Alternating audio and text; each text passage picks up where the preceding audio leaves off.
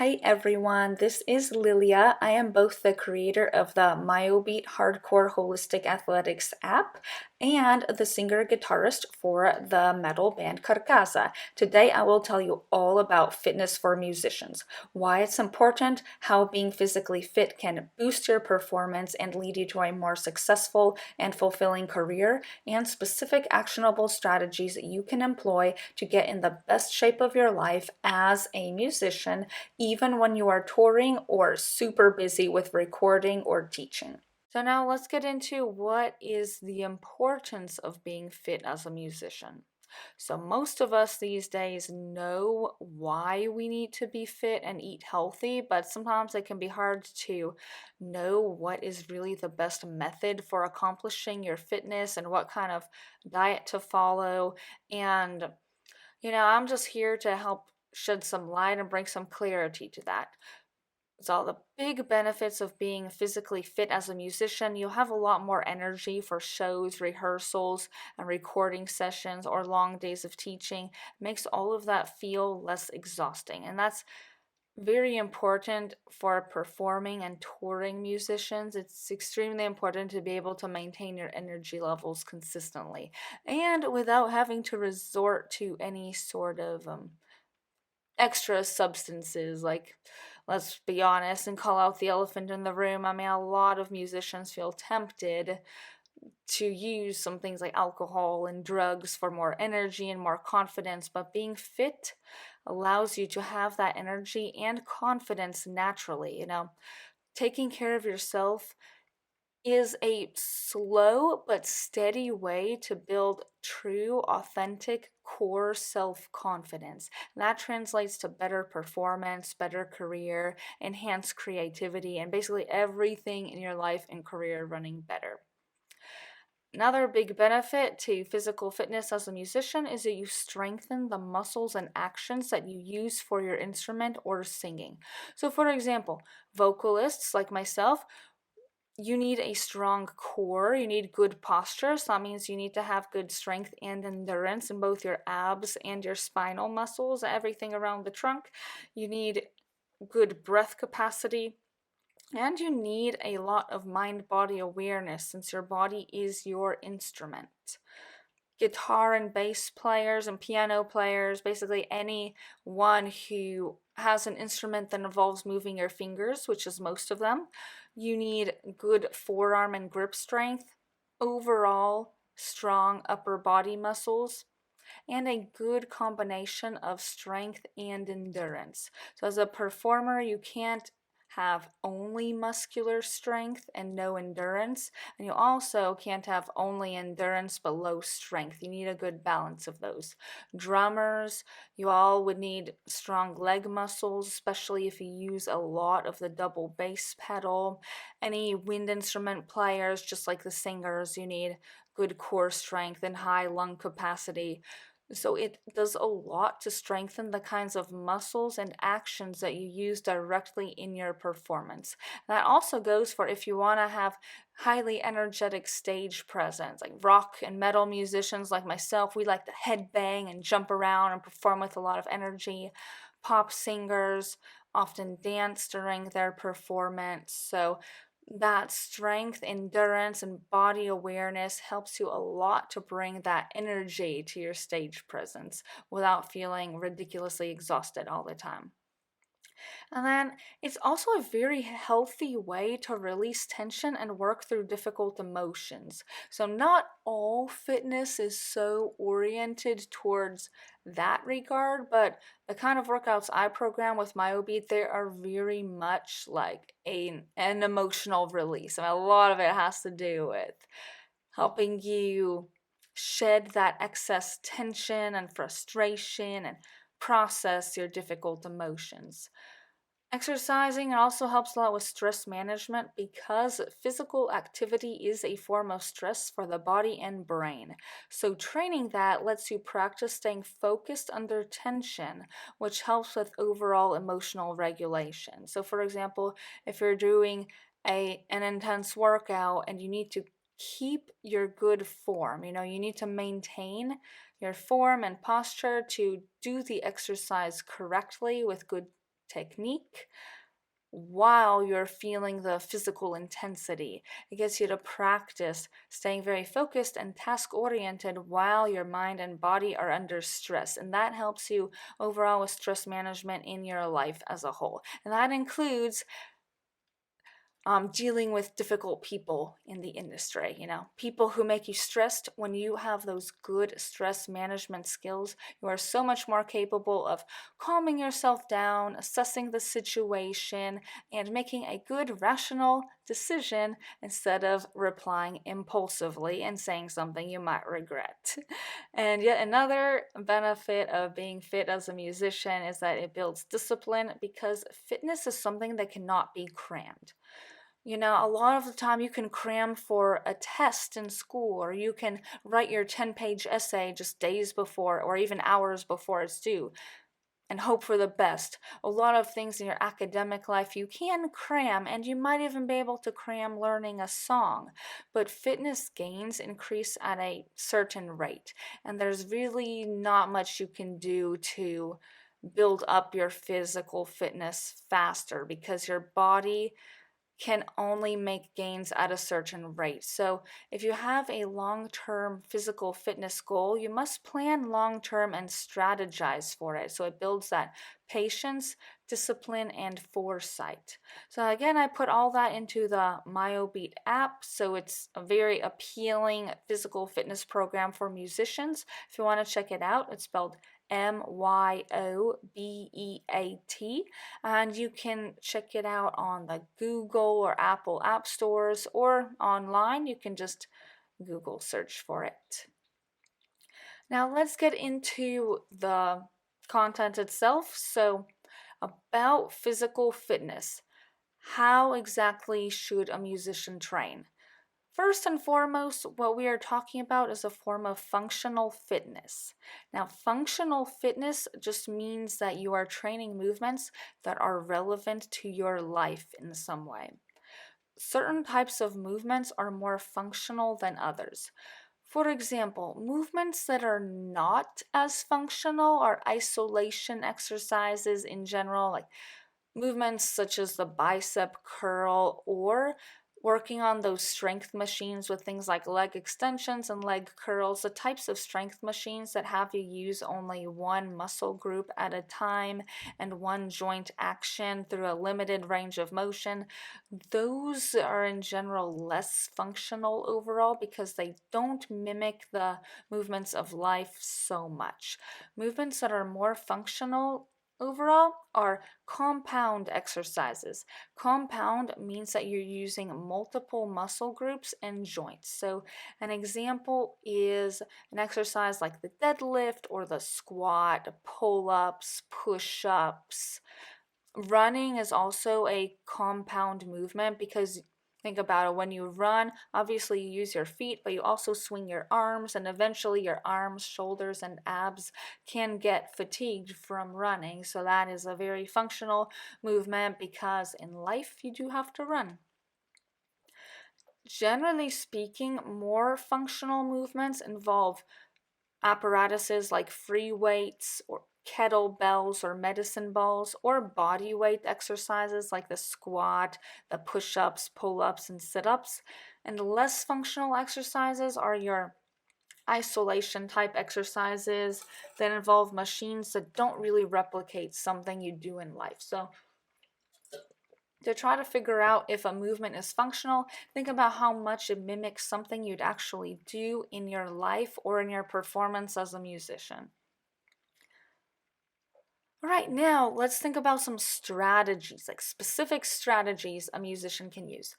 Body weight movements are very appealing to musicians, especially if you tour or if you just have a very tight schedule where you are balancing your music with your job, like maybe you're teaching, or maybe you work a different kind of job and your schedule is really tight. Sometimes you don't have time to make it to the gym consistently. So there are a lot of reasons why you might want to use body weight only movements that don't involve any weights or machines. Like I mentioned before, your general body weight movements, also known as calisthenics, those are pretty functional. But another type of exercise mode that you want to consider is circuit training. Now, circuit training is when you do several different movements in a sequence. That builds both muscle and cardio at the same time. So you can build your muscles and endurance.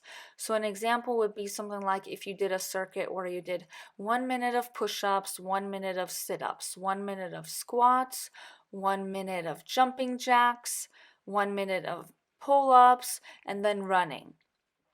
So in that case, you're doing several different exercises in a sequence. And you can repeat a sequence like that for multiple rounds. So a lot of circuit training workouts involve something like do 5 exercises, each for a minute for 3 rounds.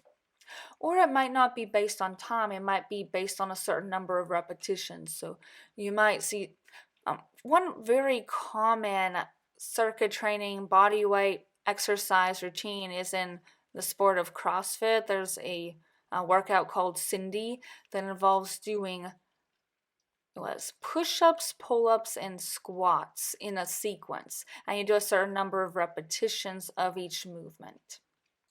Another example would be something like if you wanted to do like 10 push-ups, 20 sit-ups, and 30 squats, and do that for 5 rounds, for example. So there are a lot of ways you can put together a circuit training workout. Again, in my app MyoBeat, there are a lot of examples of that you can follow, and they are portable workouts so you can take easily with you everywhere. So body weight workouts are pretty portable. There's something you can do even when you don't have a gym or equipment, and a lot of the time you can even do them in small spaces like hotel rooms. So very useful for traveling musicians to practice different types of body weight and circuit training. Another benefit of circuit training is that it makes those body weight movements more challenging, so you can get a lot done without a gym. Because if you already have a pretty good basis of physical fitness, you might feel like training without weights or machines just doesn't give you enough of a challenge. Like if push-ups and air squats are already pretty easy for you, you might feel like, well, I'm just not making any progress. I'm doing things that are too easy. So that's where circuit style training comes in. When you do these things in a sequence, it does make them feel more challenging. Right, and then I also want to give an example of how I like to structure my training around a show or recording session. So when you are about to do something important like a performance or recording an album, you do need to be at your A game. So that means you should avoid high intensity, long and straining workouts directly before that. Because if you're training very intensely right before an important show, obviously you could just feel fatigued overall and you might wear out those arm muscles that you need for your instrument. So what you want to do is try to make your physical fitness gains well in advance of something important you need to do with your music. So let's say if you want to get in better shape for your tour so that you both look and feel fitter, don't cram for that. Like I said earlier, fitness is not something you can cram. Plan to do your intensive and long duration training for several months. So let's say, for example, if you know that you have a summer tour that takes off in June, you want to start by December of the previous year or January of that same year at latest to start working on those physical fitness gains to build your strength, endurance, mobility, and body awareness so that you're not trying to cram in those gains. Actually, as you get closer to a performance, you should go for lower intensity training. I do like to work out the day before or the day of a performance if there is time because I personally feel like it just gets me feeling more confident in myself. Like all my life I've been an athlete as well as an artist, so I've taken a lot of my own personal self-confidence from physical activity. So for me, if I'm feeling kind of nervous about an upcoming show, Recording is also something that gets me nervous. In fact, I think that I get more nervous when recording because I know in a show, if you make a mistake, well, you have to just keep going. Whereas when you record, if you make a mistake, your bandmates might want and they might get mad at you right then and there, and you might have to deal with a conflict. So when I want to release some of that internal stress I'm carrying from anticipating something important like that, I like to do some physical activity, but I do need to be mindful of not wearing out the muscles that I use for my instrument. So, again, as a guitarist and vocalist, I need to make sure that my hands are not tired before I'm going to use them a lot. So, for at least 3 or 4 days before a show or a recording session, I avoid using my hands for exercise. So, I'll avoid things like the pull up bar or avoid doing a lot of push ups. I'd also avoid heavy lifting that involves a tight grip. So when you're doing some like deadlifts or Olympic style weight lifts, you need to grip the bar very tightly against a heavy weight load. So I avoid all those things for at least 3 or 4 days before something major that I do with my music to make sure that my hands are not too worn out for a guitar. And to play it even safe, sometimes I'll go even more days, like 5 days beforehand without using my arms much, just to make sure that they are fresh. So, again, you should make those physical fitness gains well in advance of when you'd actually need them. Also, as a vocalist, I don't want to strain my abdominal muscles too close to a vocal recording session or a show where I would be singing. I don't always sing in the shows. Sometimes I just play guitar or piano. But if I am going to be singing, I'm going to make sure that my abs are not fatigued already. So I'll avoid for at least like 3 days or so doing anything strenuous with my ab muscles. So those are some things to be mindful of, making sure you're not worn out, but at the same time I like to do some low to moderate intensity physical activity beforehand. Something lower intensity that you can do to get the benefit of movement and stress relief without straining yourself are flexibility and mobility type drills, so stretching, also active flexibility. So here's a difference. Passive flexibility is when you're just sitting in a stretch. Like, for example, if you're sitting on the ground and reaching for your toes and holding that for 30 seconds, that's a static stretch or passive. When you're doing active flexibility, also known as dynamic stretching or mobility drills, that means going through a range of motion.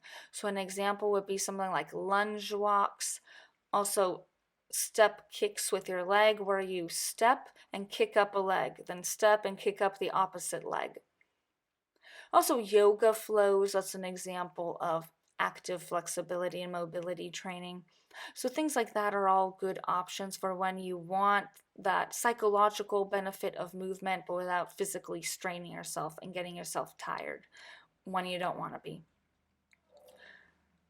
Now, something that pretty much all musicians need are like good, strong core muscles and also a balance of strength, endurance, and mobility in your core muscles. So remember, your anatomical core is your abs and your spine. A lot of people just think of it as your six-pack abs, but actually your spinal muscles are also part of your core as well as your sides, so those obliques. So basically anything around your spine is your core. It's important for every musician to have a strong core because every instrument involves it in some way. So, for example, for guitar and bass players, having a strong core and having that balance between strength and flexibility helps prevent back problems. Those are pretty common for guitar and bass players as they get older, especially in the rock music scene, because we do a lot of headbanging and thrashing around and just being hunched with a weighted instrument, even though it's not really that heavy. over the years, if you're not careful about it, they can really strain your spine. So you have to make sure to do some back and ab exercises and to stretch as well. So it's not just about building strength, because if you only build strength in your muscle, it can get very stiff, and you do need a balance of the strength and the flexibility. So you need to incorporate some stretching as well. And I included all of that in my MyoBeat app. Before you do any workout, I show warm-ups, and I also show flexibility and mobility drills. So that is a place you could look to get these ideas of how you can work out in a way that helps you balance the strength, endurance, and flexibility. Now, I've been talking quite a lot about body weight exercises, but weightlifting is also very useful and functional. Something that is very good about lifting is that you can work your whole body to a large extent very quickly. So if you're doing a compound exercise, like a deadlift, that's a great one, the barbell squat, or there are more varieties of squats and deadlifts than there are varieties of Heinz ketchup. I mean, there are so many variations you could do of those. All very useful. Things like bench pressing, shoulder pressing, kettlebells have a lot of great functional compound movements to them. So when you are in a gym with the weights there and you're wondering what to do, really veer towards those compound exercises more. They are also a very big time saver. I mean, just working 3 sets of 8 heavy deadlifts already uses every muscle in your body. So that is a way more time efficient method to train than if you were to get machines and isolate. Okay, now my quads, now my hamstrings, then my glutes, then my abs, then my shoulders, then my grip strength, then I do back extensions. Well, guess what? The deadlift trains all of those muscles all in one motion. Remember though that technique and form is extremely important. You should never compromise your correct form in favor of lifting heavier. That's a mistake a lot of people make in the gym very often, and it's a very detrimental one that can get you injured. So be a little humble about it when you are lifting and training heavy, because overall your self-preservation is the most important thing. You have to live to play another day.